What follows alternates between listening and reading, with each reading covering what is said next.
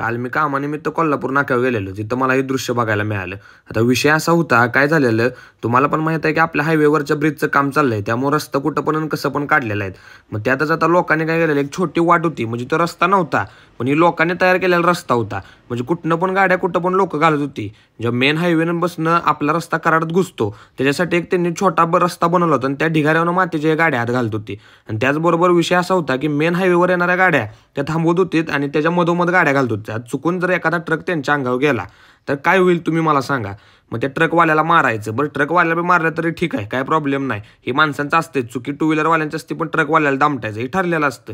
पण ह्योच जर ट्रक चुकून अंगावर गेला, ह्याच्या खाली आपण घावलो, काय झालं तर आपल्या घरातले लोक पण आपली वाट बघतात. ह्याचा विचार आपण केला पाहिजे का नाही तुम्ही मला सांगा. 100% आपण विचार केला पाहिजे. बरं, ह्यात गेलं तर ठीक, पण लुळं पांगळं झालं तर आयुष्यभर चहा बिस्किट खाण्याशिवाय माणूस काय करेल?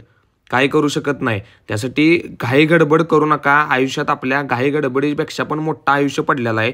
उगाच गडबड करून काय होत नसतंय. कारण की माणसं सगळी गडबडीत असते. ती ट्रकवाले आहेत, त्यांचं ब्रेक लागतात नाहीत लागतात. पावसानं ब्रेक पॅड खराब झालेली असते, ती गाडी लवकर थांबती नाही थांबत. उगाच आपण गडबड करायला जायचो, 2 मिनिटं वाचवायचो, फिरून कुठनं डायव्हर्जन केलं असणं तिथनं या, कुठनं पण मधनं आधनं गाड्या घालू नका. आता ही गाडी घालण्याची पद्धत आहे का तुम्ही बघा. हायवे कुठं आहे काय आहे, हे रस्ता केलेला नव्हता, लोकांनी तयार केलेला रस्ता आहे.